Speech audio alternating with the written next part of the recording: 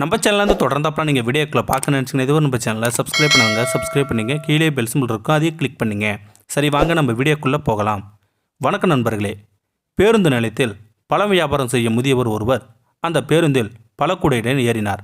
5 பழங்கள் 10 ரூபாய் என்று கூவி பழங்களை விற்க முயன்றார் அந்த முதியவர். எவரும் பழம் வாங்க முன்வரவில்லை. சுமக்க முடியாமல் சுமந்தபடி முதியவர் கீழே இறங்கியதும் இளைஞன் ஒருவன் பேருந்தில் ஏறினான். 6 பழங்கள் 10 ரூபாய் என்று கூவினான். அவனுக்கு நல்ல விற்பனையானது.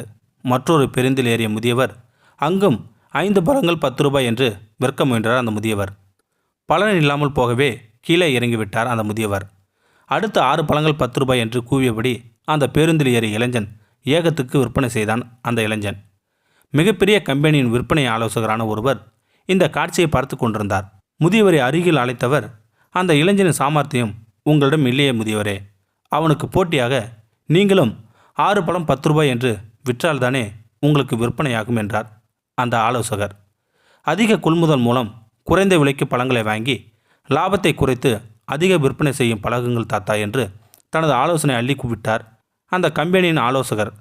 முதியவர் சிரித்தபடி, போயா, அவன் என் மகன், இந்த பழமும் அவனது தான்.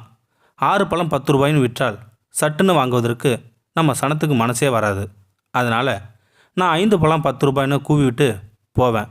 அப்புறமா 6 பழம் 10 ரூபாய்னு அவன் வந்து சொன்னதும், அடடா லாபமாக இருக்கேன்னு சனங்க சட்டுன்னு வாங்கிடுவாங்க. அவன்தான் என் நியாயமான வியாபாரி. சனங்களோட மனசை மாற்றத்துக்கு தான் என்னை முன்னாடி அனுப்புகிறான் என்றார் அந்த முதியவர்.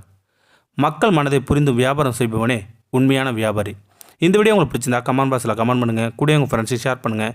இதுவரை நம்ம சேனலை சப்ஸ்கிரைப் பண்ணுங்க. கீழே பெல் சிம்பிள் இருக்கும், அதையும் கிளிக் பண்ணுங்கள். தேங்க்யூ ஃபார் வாட்சிங்.